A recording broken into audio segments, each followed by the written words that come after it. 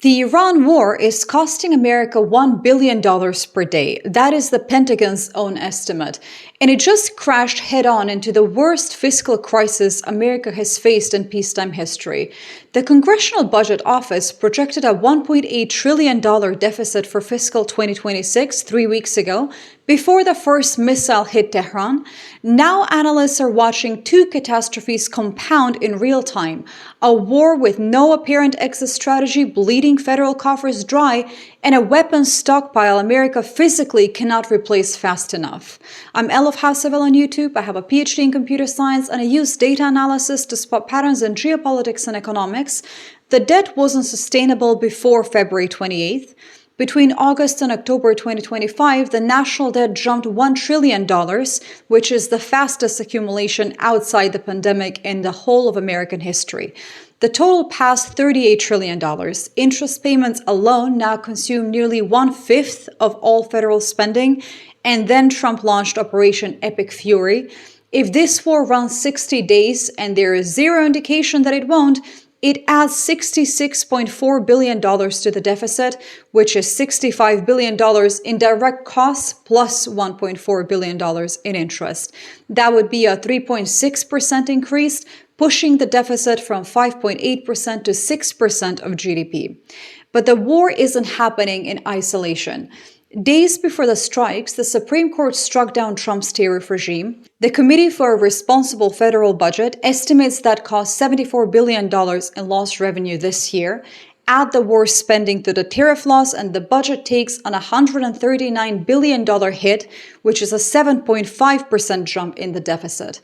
The USA is essentially spending 33% more than it collects in taxes. The math just doesn't close. And speaking of math not closing, I covered how markets have already wiped $2 trillion as dollar panic accelerates. I'm going to link that video in the description. The first 100 hours cost $3.7 billion, according to the Center for Strategic and International Studies. We're talking munitions, aircraft losses, interceptor deployments. The Penn-Wharton budget model projects a 2-month war at $40 to $95 billion, depending on whether boots hit the ground. Some estimates push higher, essentially $210 billion when you factor in economic disruption as well. These are not necessarily future or hypothetical costs. They're accruing right now, every single day, every moment, compounding on a debt pile that was already mathematically unsustainable. But here's where it gets worse. America can't manufacture interceptors fast enough to sustain this. EU Defense Commissioner Andrius Kubilius said it out plainly on March 6th, and I'm quoting here: "Americans will not be able to provide enough of those missiles for the Gulf countries, for their own army, and also for Ukraine." The US used 800 interceptor missiles in 3 days, repelling Iranian attacks. Ukraine used roughly 700 over 4 winter months. Lockheed Martin produced 600 PAC-3 missiles in all of 2025. Ukraine needs 2,000 per year just to survive. The Gulf states will demand restocking. America's own reserves are currently depleting. The cost imbalance is brutal on this one. Iran launches cheap drones. America fires million-dollar interceptors. The cost ratio is about 106 to 1. Defense analyst Jennifer Cavanaugh estimates the U.S. easily spent over $10 billion on air defense in the first 48 hours alone. Iran has fired 500-plus ballistic missiles and 2,000-plus drones since February 28th. America is essentially burning through stockpiles faster than the entire Western defense industry can replace them. Kubilius called the situation really critical. Europe faces a huge challenge developing its own missile defense because America is stretched so thin right now.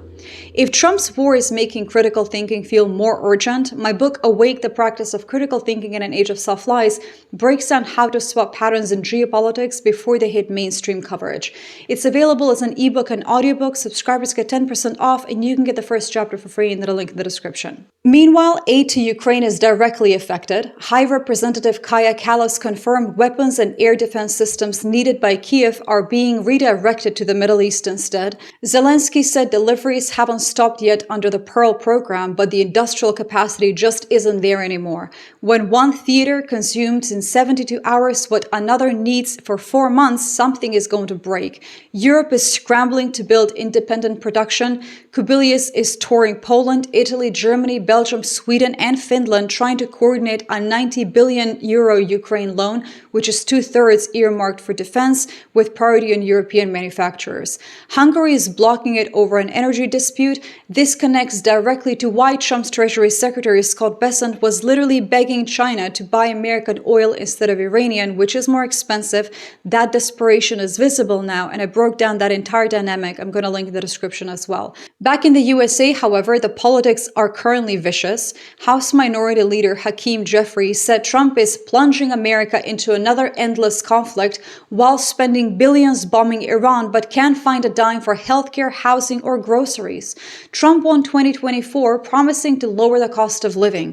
Gas now jumped 27 cents in a single week, which is the fastest spike since Russia invaded Ukraine. A Reuters Ipsos poll shows dismal public approval for the war.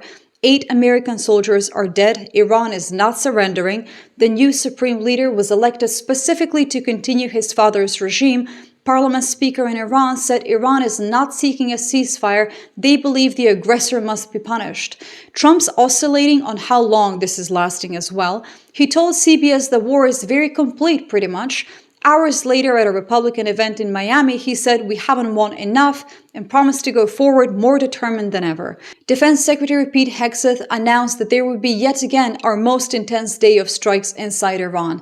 Iran's Revolutionary Guard spokesperson responded that Iran will determine when the war ends, not America.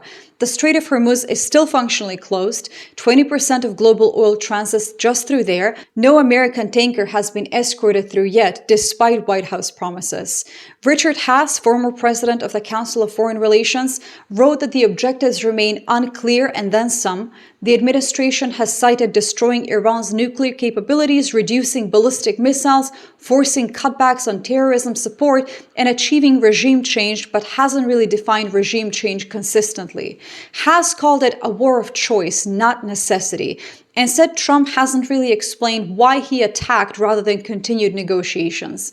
Oman's foreign minister said peace was within reach just before the strikes. Iran agreed to never stockpile enriched uranium and accept full IAEA verification.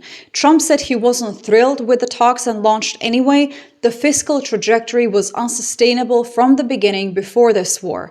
The CBO projected deficits averaging 6.5% of GDP through 2035, with debt hitting 120% of GDP by decade's end. Interest costs were already exploding. Now layer on $1 billion per day war with no clear endpoint, industrial capacity that cannot keep pace, and allies who can be resupplied, and a Supreme Court ruling that erased $74 billion in expected revenue. The compounding effect here is catastrophic.